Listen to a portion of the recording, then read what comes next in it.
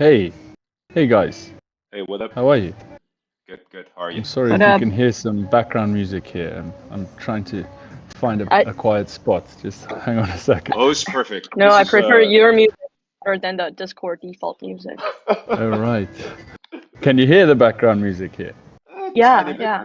Now Right. it's tiny bit. less. Okay. Yeah, Let me just go. I'll just mute quickly. yeah. We're gonna wait for a few extra minutes for everyone to get here. Where are you where are you calling from?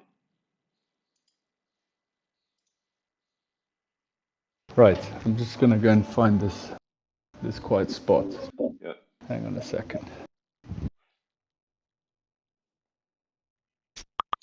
Wait, is EJ Crypto? Are you Edward from Poolside?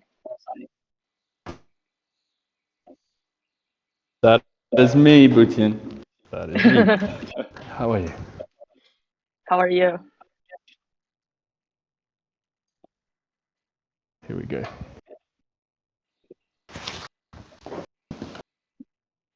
Cool. This is better. Here we go. Yeah. Edward, where are you and where are you based? I don't even know if you're in Europe Portugal. right now. I'm in Portugal. Oh, you're in Portugal. Okay, I see, I see. Yeah, so in North Portugal. Yeah, and I was at East Global last week in Lisbon. So it was Oh yeah, I see. tons of events happening all over the city and a lot of developers. That's What? awesome. We need to make it there next time. Yeah, yeah. I mean, Yeah, and then there's what ETH events Lisbon do as you well. think we should go for next month and July in Europe? We're gonna be attending, I think, a Binance event in Poland next week, uh, and then there's Builders Week in Lisbon, which is like a big week of hacker houses and building going on, which I'll be at, and a few of our representatives will be at. Oh, I see. And then, yeah, there are a few, and yeah, we've got a big list of them actually, which I'll share. Nice. I see. Yeah, Yeah, we were thinking let me about get going that to list. like ECC at least, like in Paris, July. But the other ones we haven't really determined what to go. Okay, yeah, I think we've got a few people going to ECC as well. Oh, nice. Okay. Let me check. Michael, should we go ahead start? Yeah, let's wait for one extra minute, 10:05, and then we just kick off then. Sounds good. Yeah. Cool.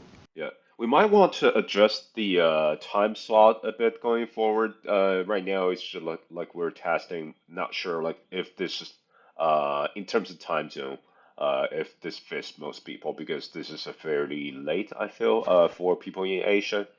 Uh, Hmm. so gonna play around with that. But going forward, on every 15th, we're gonna have this little meeting where we just come in and chill. Um, and we still have 1 minute, and I'm gonna grab some tea. And I'm actually drinking your tea, Putin. That's awesome. Do you feel empowered? Oh, I feel much more empowered.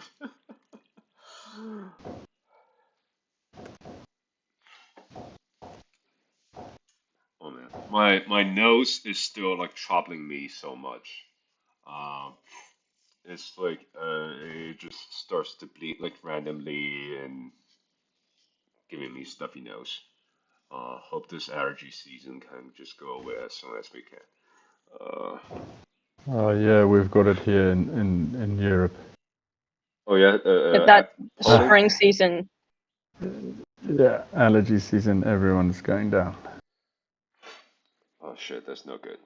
Yeah, like I think I was like all right last year. I didn't really experience this kind of stuff, but then last month I was in New York, and then oh, it just hit me so hard. I think I got triggered by the dry air in the East Coast, and then it just went downhill from there. Uh, so like right now I'm taking these pills, like the smaller ones, basically suppresses your symptoms, but is still like ongoing, and it makes me very dizzy. Not sure if I should continue to take them anymore.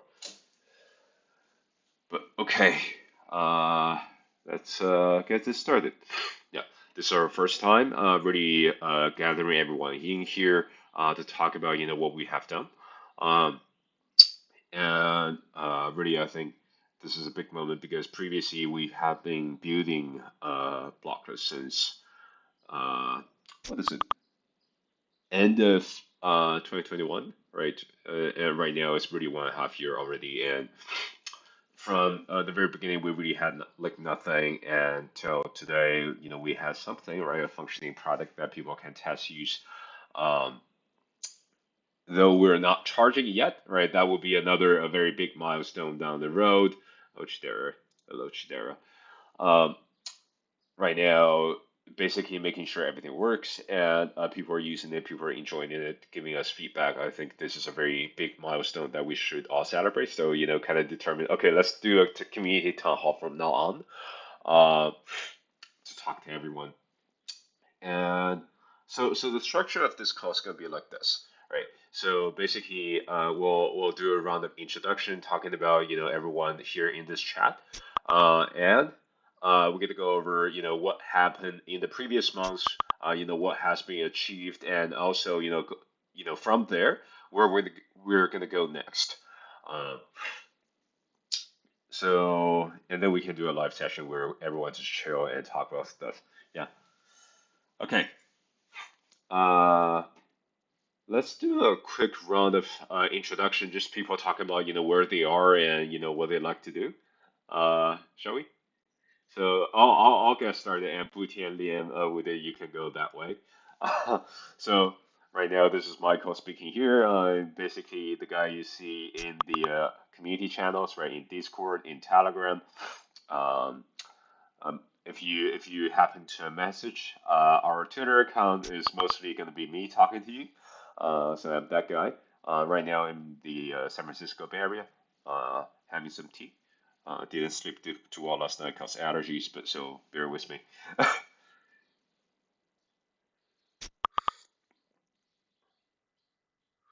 Hi, Bhutan here. I'm currently based out of San Francisco. I'm mainly in charge of revenue and business development, commercialization at Blockless. So, in the past year, we've achieved a lot of great milestones as listed on the roadmap, um, mainly on the product side, apparently, which has less to do with what I am mainly focusing on. But it's a great opportunity for us to be able to now get as much feedback as the dev community as possible and to involve and improve from there. Liam, do you want to go next? Sure. Hello, everyone. My name is Liam, and basically I cover all of the product, and so that ties into the engineering a lot. And yeah, excited to be here. And hopefully we can do a little bit of a progress sharing since we have really sort of made tremendous um, step forward in terms of progress and overall usability. And in the future, we will also answer some questions out here. Yeah, we're Cool. gonna talk more about that good stuff later down the road.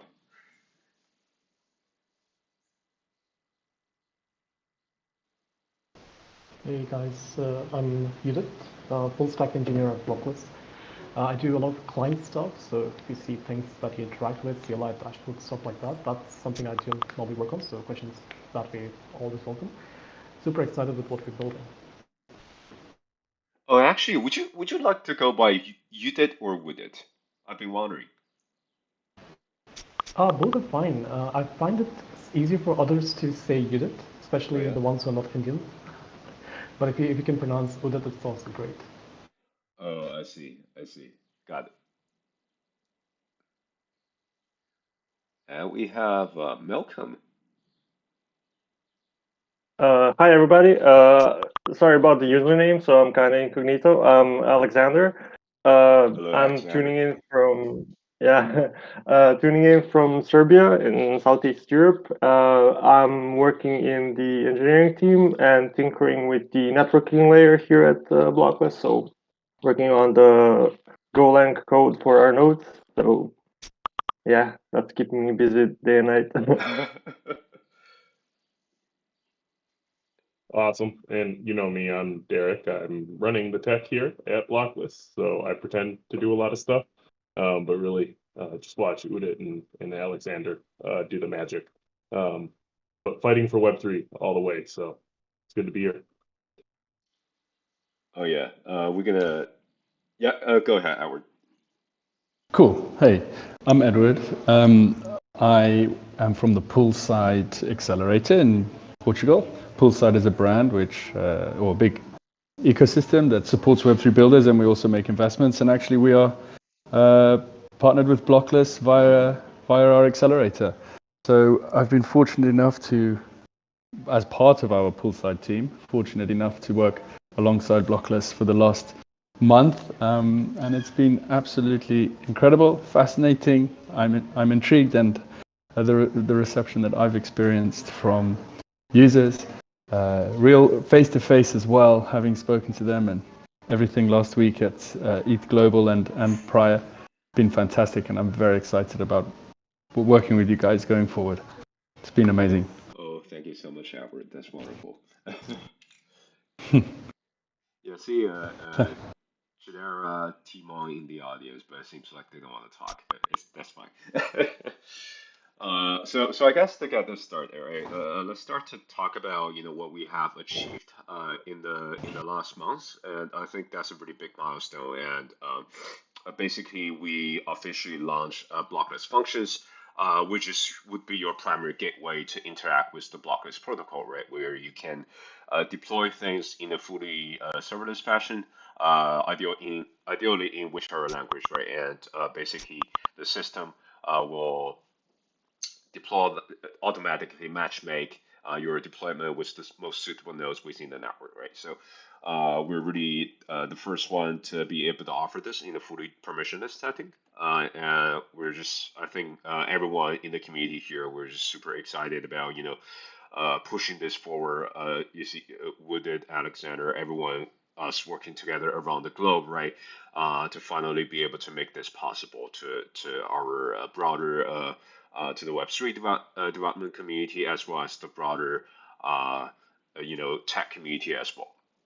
So actually, I feel like Liam or Derek, you guys would be the better person to talk about this. Like, do you guys want to talk about what we have achieved for blockless functions and perhaps show us how we can like developers can use the CLI, the dashboard, and achieve something interesting.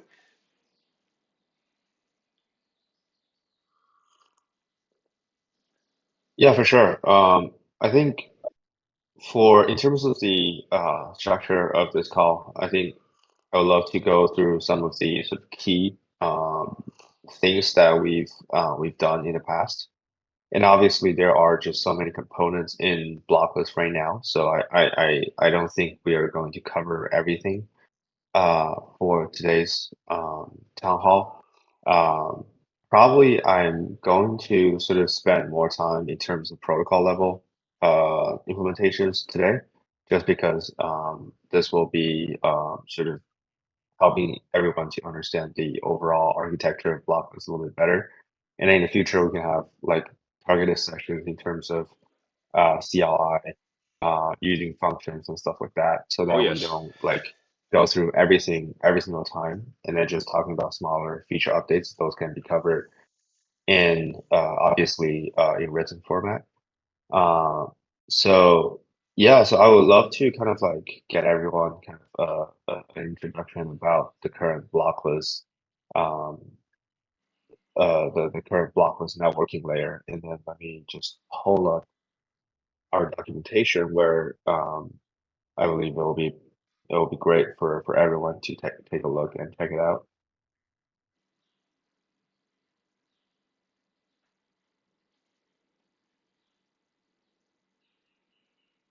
Cool. Okay. So let me share my screen for this.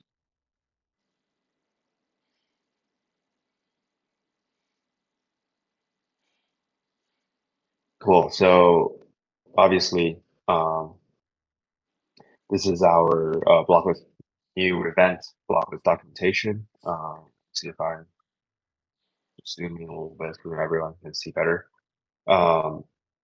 Today, let's just cover kind of like the core concepts of the protocol and then how it is tied into the various sort of products that we are releasing, which are more or less directly facing to the developers. Uh, Basically, the blockless protocol, if you want to see the most important parts, here we have the overview, which generalized the protocol into two key innovations that are randomized node orchestration, meaning that when a developer sends in a deployment, it basically constructs a specific sort of subnet or a customized node group that will service your specific deployments. This hasn't been done in the industry at all. Across the industry, you will see a fixed subnet or rollup that services a group of deployments or applications that has been done across pretty much all of the layer one, layer two networks, even rollups.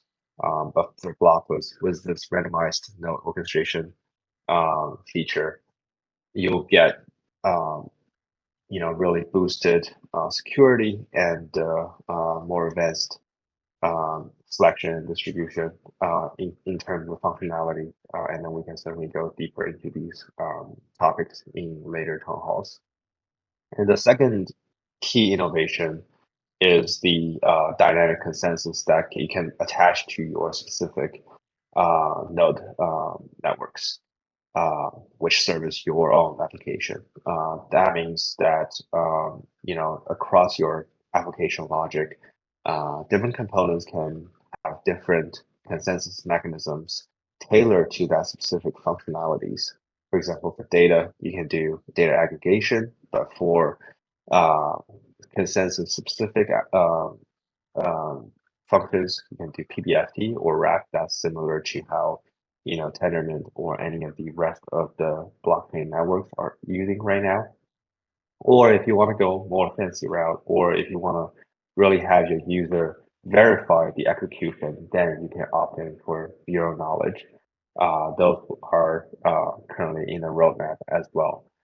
So in terms of, let's talk about progress a little bit in terms of those two key features. How far are we in the development phase? Right now, we pretty much have the randomized node orchestration implemented, meaning that you will be able to select multiple nodes with a set of criteria, namely the hardware resources limits, and then you'll be able to select specific host machines that fits your hardware limit criteria. And at the same time, you'll be able to, we have the selection mechanism as well as distribution mechanism implemented so that, a group of nodes can be selected and elected to fulfill your function deployments requests. Right now, Alexander and Derek and the entire engineering team are working very hard to implement the consensus part.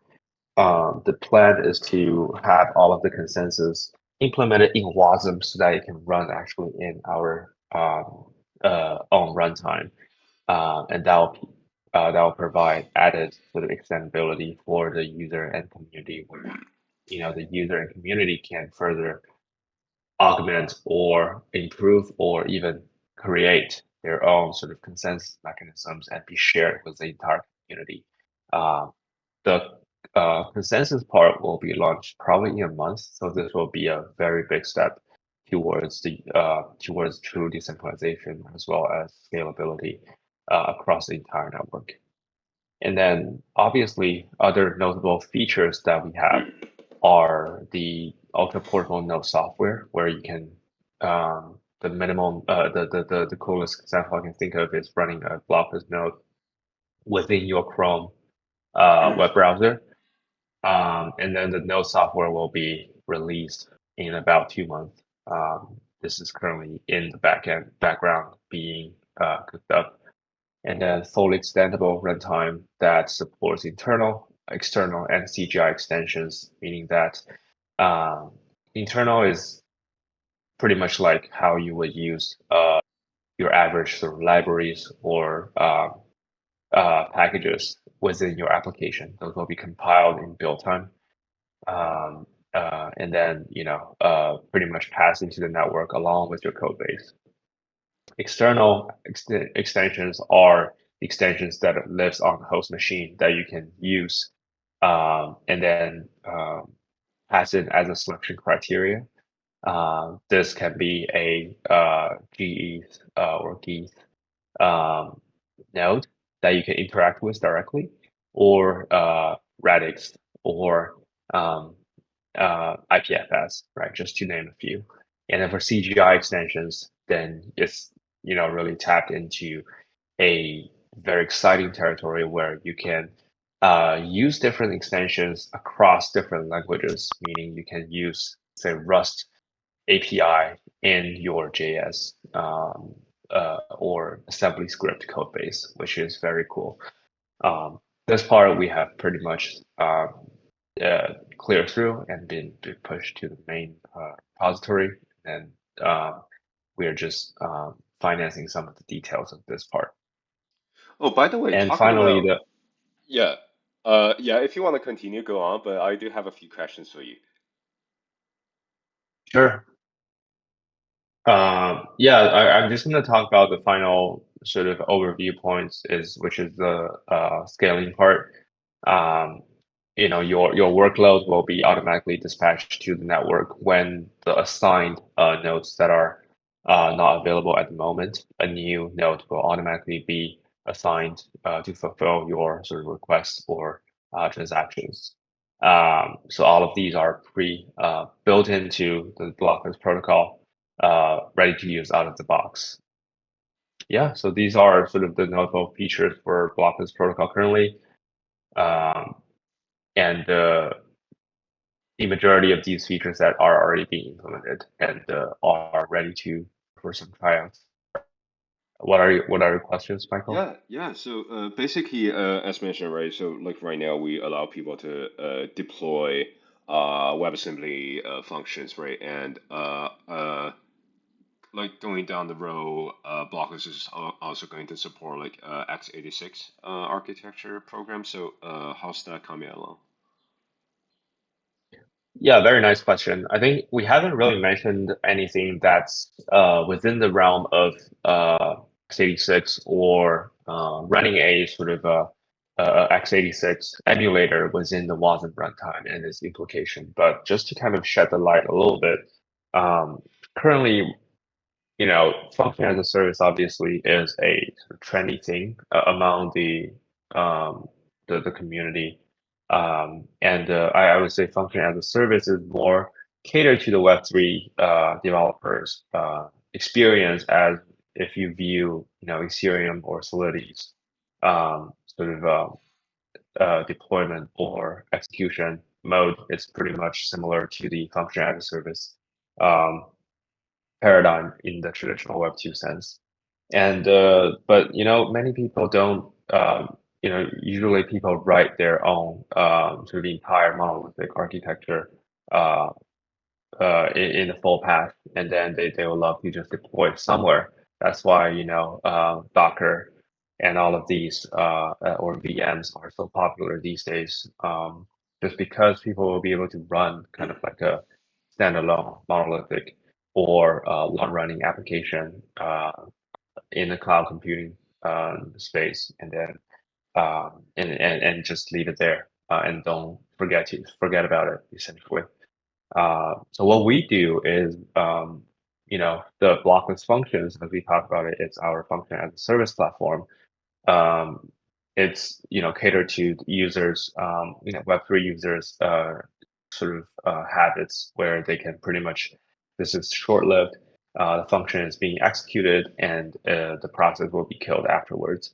But for people who want to host long running or just entire monolithic stack, or are using, say, frameworks like Next.js, React, or etc., they will be able to do so also with Blockless platform, but also but using a product called the x86 or App Engine, which is the formal product name. Essentially, what it does is it runs a x86, which is a type of machine architecture emulator within our WASM runtime, giving it both the benefits of very quick boot up time, millisecond level, and you'll be able to run a long running application within that x86 machine, and then you're pretty much executing anything. Say a Python executables or a your Next.js applications for your website and etc. This we currently don't have a exact timeline for release, but in terms of functionalities, we are very close to complete everything. So I suspect the App Engine or x86 will be seeing the community in potentially 2 to 3 months or 3 to 4 months timeline. So very soon. And then you'll be able to enjoy kind of this feature as a part of your application stack. Mm, yeah, I see, I see. Yeah, thanks for the explanation. I think you know, uh, a lot of our community members and people would appreciate this clarity. Oh, and speaking about catering more traditional crowded developers, Derek, if you're here, you know what we know, like you're going to be speaking at Open Source North in about a week, and what are you going to talk about over there? Facing a traditional crowd. Yeah, I think we're going to kind of approach that crowd more talking about how we're easing the development burden around the edge, distributed computing more than decentralized computing. Uh-huh. Really trying to ease, like you said, a traditional crowd, not so much concerned about blockchain or crypto, but really, open source and community driven development efforts to kind of paint the picture of this being more of a pinnacle kind of towards that community driven open source architecture rather than, like I said, crypto and money and DeFi. Um, Quite a different audience for sure. Got it. Got it. Yeah. So for a bit of context, if you have been following our Twitter, might have seen us saying Derek will be speaking at Open Source North. It's a one-day developer conference happening in Minneapolis. It's happening on the 24th. So if you can't make it, no worries. We're gonna make recordings and summaries. Uh, there's nothing to miss out. And talking about other things, right? So, as right now, we're launching the first really public version of the Blockless functions for everyone to play with, and as VM has mentioned, we are thinking about pushing out the node software for everyone to participate in about like 2 months. So, once that is out, right? So like currently internally we have been working on this node leaderboard kind of idea. So basically, because we have to orchestrate the tasks to the nodes, right? And right now, we are already monitoring like the health or like the actual performances of various machines within the network. So one thing that's going to be very helpful going down the road is well, as we monitor those machines within the network, we'll do a leaderboard where you can see all those different kind of machines, how do they perform, and how do they benchmark against some of the centralized, say, AWS or other service providers, and you can kind of see, okay, who is actually having its node on AWS data center. So this is something we will also push out in the coming months as we push out the node software. Um, so And the other thing I really want to go over today as part of the progress that we did last month, let me share my screen. Uh, Boom. Okay. Can you guys see the screen? Yep. Okay, wonderful. Yeah, so I guess besides the documentation, so Liam was going over this part where we basically did an overhaul of the documentation page. If you're familiar with what we had before, right now I think it's 10 times cleaner and it's a lot of work for everyone. So besides this, what we have also done is as we introduce Blockless functions, right? We've introduced this getting started with Blockless series.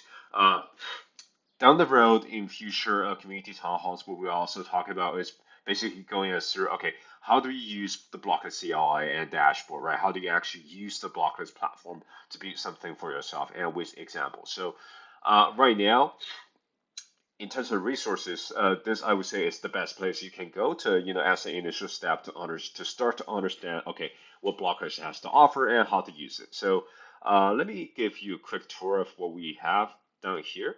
So like in terms of articles, right, we did 3 articles, right? The first one is how to use Blockless CLI and dashboard, where you'll learn everything about how to construct your first project, right? So um, we also have a video tutorial that's connected to it, which I'll show you in a bit later. This is done by Derek. Where basically in this one, we give you all the necessary knowledge you need to build your first function and deploy. Right? And the second one about manifest and extension. If you're really if you already know how to use the CLI and dashboard, then one thing you cannot uh, miss is basically to specify your manifest. Like what resource do you need, and how basically how many nodes do you need? How do you wish the nodes to interact with each other? That kind of deal. So for all of that, you can have it here in this article. And last but not least, we have a building a sample web app with blockless functions. So this is a tutorial that Derek made about um, making a to-do application using blockless, the infrastructure that we provide nowadays, and as well as things like IPFS for storage. Right. Yeah, this is a very comprehensive tutorial. Like this is like 10 minutes of reading. But if you're curious about building something on blockless, I would highly recommend you to check this out. And correspondingly, as we go back to the getting started article, we do have a few other videos. So like right now we have this getting started with Blockless CLI, the getting started with Blockless dashboard, and getting started with TDN. So let me just give you a taste of what this is going to be like. Thanks for joining me on this blog. Yeah, so it's basically going to be Derek giving a demonstration of how to use the Blockless CLI. It's going to be very comprehensive, and you should be able to know what to do after watching this video. And I apologize for bad internet. It's not loading for me. But yeah, this will be constantly updated. And we've published this on April 20th, so about 1 month old. And we will be adding a few more um, videos down the road. For instance, we're going to teach you to use some of the extensions within the Blockless system. So like IPFS, HTTP, and um, there's another one. There's another one coming. Oh, AWS S3. So those 3 will be coming out in the upcoming weeks, and we will release them on YouTube. We'll distribute them on Twitter, and we'll save them in this directory. So there's no way for you to miss it. Okay, let me come back and stop sharing my screen. Okay, and there are a few other things I want to touch upon for the progress update of this month. So one thing that has been kind of ongoing is, we are, as you know, one of the verification methods, we are enabling like ZK, uh, like a zero knowledge proof as a verification method for your functions that's deployed. We are actually very close to getting a publicly usable version for everyone. So I would say towards the end of this month will be our first delivery point. That with a public blockchain that's out there nowadays, we're not going to say who at this moment, but we'll push out some announcements very soon. So basically, if you build a serverless function today with Blockless, and what you can do, what you will be able to do is specify, okay, I want this function execution to be verified with zero knowledge proofs. And what's going to happen is that we will execute the function for you, and there will be a verifier contract on a layer one blockchain, where basically once the proof is done, it's gonna do the verification of the execution that's happening within the blockless platform, and so this way you can have like 99.9% certainty that your execution is done in a correct way. So this is something we'll announce very soon down the road. Another thing is I wish to also make a kind of announcement. This is actually going out today, so I'm just giving everyone a heads up. As we are offering this serverless experience to developers, right? And this is also really empowering the decentralized cloud community in general. We have been in touch with quite a few different players. Like since the very beginning, we have been deployed on Akash. And recently, we are working with StackOS as well. So StackOS is actually a very mature project. They have been working on both in the traditional sense, multi-cloud deployment, as well as leveraging bare metal machines from like personal devices. So uh, they have been out there for quite a bit, and right now we're reaching a partnership. So it's basically Blockless will be tapping into the ready-to-use compute from their marketplace. And so this way, the Blockless network as a whole, right, the services will be more resilient and more performant. And on the other hand, developers that previously deploy on a StackOS, they can basically get a serverless experience that they're not getting anywhere else, right? So much better developer experience for building a more trustless and more decentralized Web3. So we are going to announce that on Twitter very soon, and with more detail in there, as you can see in our Medium post later today. Um, the other thing, let's see what other things we want to go over. So yes, so in terms of going to conferences, I was talking to Outward a bit earlier in the call. So last week, Liam Butian and I and Derek, we actually went to the Compute Over Data Summit in Boston. So that was organized by Protocol Labs. They have this Compute Over Data working group where everyone just is a lot of the decentralized storage compute projects um, coming together to talk about the latest progress and figure out ways to work together with each other. So um, I think a few observations, and guys, feel free to add in more. This is just my personal take on this. Um, I feel like there's more and more projects that start to care about and start to work on solutions regarding decentralized compute, where I think most projects nowadays, as we see in the Compute Over Data working group, is um, using WebAssembly. I think that's a very interesting development. Uh, I think the motivation is mainly behind being able to deploy across various kind of machines, and also the ability to have multi-language support. So over the speakers that we've seen in Compute Over Data Working Group, I think at least 50% of those, if they're working on a compute project, they're using WebAssembly in some way. Um, Another very interesting thing I saw was there's this project that's working on secure enclave, but usually it's on the hardware level. But this one, I think they're working on the software level, so that other projects will be directly able to utilize what they have built. I think that's a very interesting development as well. Yeah, and the other conferences we're going to be going, if any of you guys will be there, we can meet like in person. So we are thinking about going to East Waterloo.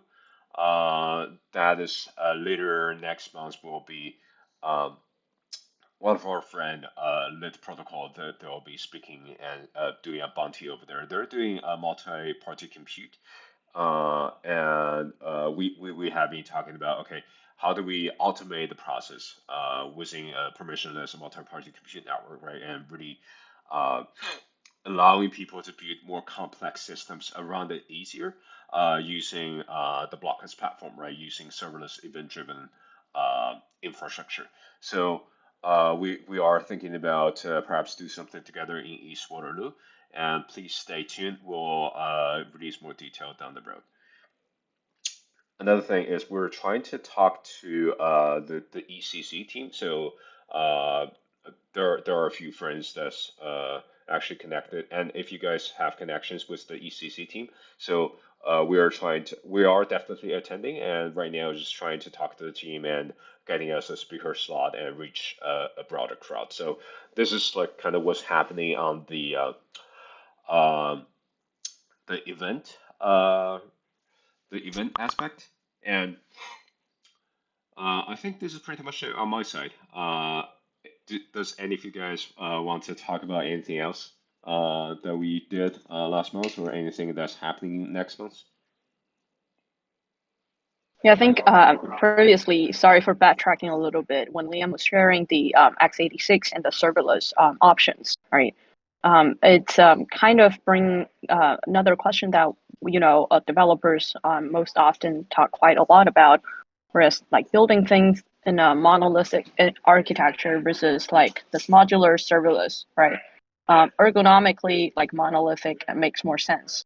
I know that we have so many developers, engineers in the room, so want to really ask that question again. Would love to hear what you guys think in terms of the pros and cons, the trade-offs when it comes to the choice of building either monolithic or serverless or modular, especially in the context of how Web3, is like the Web3 layout is for the infrastructure that we are given as options.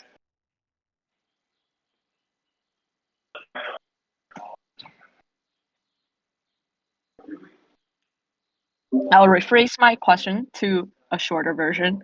Basically, building monolithic and modular or serverless are the design choices that engineers are faced, right? What are the pros and cons and the trade-offs given the Web3 context of our current infrastructure landscape?